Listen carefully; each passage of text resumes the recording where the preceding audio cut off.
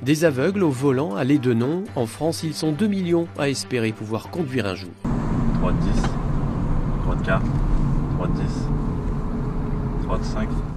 Il suffit de connaître les codes et de se laisser guider par la voix.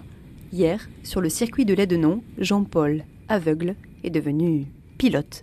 Les sensations du volant, de la voiture, du moteur, passer des vitesses, c'est formidable ça, de pouvoir entendre ce bruit de moteur et tout. Et c'est nous qu'on appuie sur l'accélérateur, c'est féerique.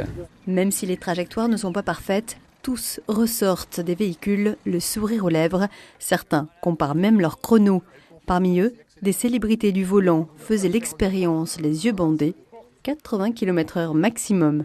Ça me rappelle énormément la conduite dans le brouillard, quand on ne voit pas, quand on a un écran blanc devant le pare-brise et qu'il faut faire confiance à ce qu'on vous annonce à côté. La plupart des non-voyants vivent reclus chez eux. Cette expérience leur permet de prendre confiance en eux, d'apprivoiser les bruits des moteurs.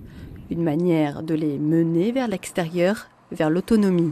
Je milite énormément pour que demain, des voitures adaptées puissent être, je vais dire, dans la circulation comme tout le monde. Ce type de véhicule existe, je l'ai testé personnellement, ici même en 2009 sur ce circuit. J'ai fait plus d'une centaine de tours seul au volant, je vais dire avec un véhicule qui avait de l'informatique embarquée, une synthèse vocale qui me donnait une information par seconde, avec, je vais dire, un GPS qui était précis au centimètre près, et ça fonctionnait formidablement bien. Reste à faire évoluer la législation et surtout, le regard des autres.